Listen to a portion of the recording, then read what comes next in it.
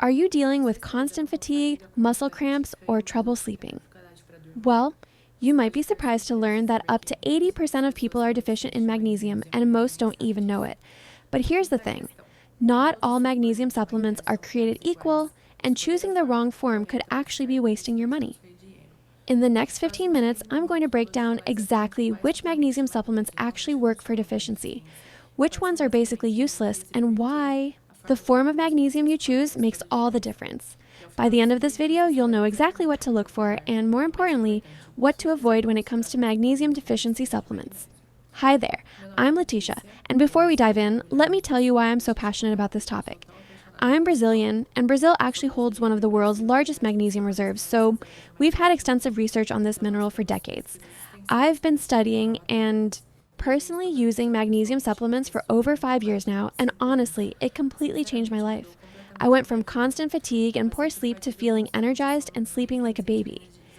Now, through my research and personal experience, I discovered that most people are taking the wrong forms of magnesium. That's why I personally use a supplement that combines all 7 bioavailable forms of magnesium in one formula. I mean, why limit myself to just one benefit when I can get the full spectrum of what magnesium offers, right? If you're curious about what I use, I'll leave the link in the description below. But let's talk about you and your magnesium deficiency. First thing you need to understand is that magnesium isn't just one thing. There are actually different forms, and each one has specific benefits for your body. Let's start with what I call the basic forms.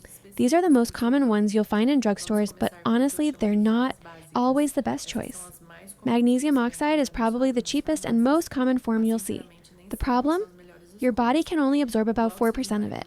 So if you're taking a 400 milliliters magnesium oxide pill, you're really only getting about 16 million of actual magnesium. That's not going to fix your deficiency anytime soon. Then there's magnesium citrate. This one's better for absorption, around 16%, and it's particularly good if you're dealing with constipation because it has a natural laxative effect. But if you're looking to address things like sleep issues or muscle cramps, citrate might not be your best bet. Now, let's move up to what I call the therapeutic forms. These are where things get interesting. Magnesium glycinate is probably one of the most popular forms right now, and for good reason. It's bound to the amino acid glycine, which means it's gentle on your stomach and has excellent absorption rates. This form is particularly amazing for sleep and anxiety because glycine itself has calming properties. If you're that person lying in bed with a racing mind, magnesium glycinate could be a game changer. Magnesium gluconate is another solid option with good absorption. It's often recommended for general magnesium deficiency because it's well tolerated and doesn't cause digestive upset. Think of it as the middle ground option. But here's where it gets really interesting. Some forms of magnesium are designed for very specific purposes. Magnesium aspartate, for example, is bound to aspartic acid, which plays a role in energy production. This makes it particularly useful if you're dealing with chronic fatigue or you're an athlete looking to improve performance and recovery. Magnesium lactate is often overlooked, but it's actually one of the most easily absorbed forms. It's particularly good for people with sensitive stomachs who can't tolerate other forms. And then there's magnesium chloride. This one's interesting because it's often used topically as well as orally. It's great for muscle recovery and can be particularly helpful if you're dealing with frequent muscle cramps or spasms. Now, here's something most people don't realize. Your magnesium deficiency symptoms might actually be telling you which form you need most. Are you dealing with insomnia or anxiety? Magnesium glycinate is probably your best friend. Constipated and sluggish? Magnesium citrate might be the way to go. Muscle cramps and athletic performance issues? Consider magnesium aspartate or chloride. But here's the thing that really bothers me about the supplement industry. Most products only give you one form of magnesium. It's like being offered one tool when you need an entire toolbox. See, your body uses magnesium for over 300 different enzymatic reactions. Your heart needs it for rhythm regulation. Your muscles need it for contraction and relaxation. Your brain needs it for neurotransmitter production, and your bones need it for calcium absorption. Limiting yourself to just one form means you're potentially missing out on a lot of benefits. That's exactly why I chose to use Magnesium Breakthrough from Bioptimizers. It's the only supplement I've found that contains all 7 forms of magnesium in their most bioavailable forms. I mean, Think about it. Instead of buying 5 different bottles and trying to figure out dosing and timing, you get everything in one complete formula. Now, I'm not saying you have to choose this route. If you know you specifically need help with sleep, you could absolutely go with just magnesium glycinate. And if you want me to recommend a good single form brand, just drop a comment below and I'll point you in the right direction. But if you're like me and want the convenience of getting all the benefits without the hassle of multiple supplements, then having all 7 forms in one product just makes sense. You can find links to Magnesium Breakthrough in the description. There's one for a one-time purchase and another for a subscription option where you get it delivered monthly at a better price. Now let's talk dosing, because this is where a lot of people mess up.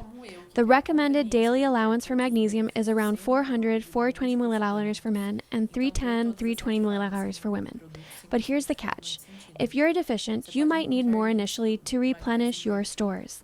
Most magnesium deficiency supplements, I recommend starting with 200-400 milliliters per day, but honestly, I always suggest starting lower and working your way up.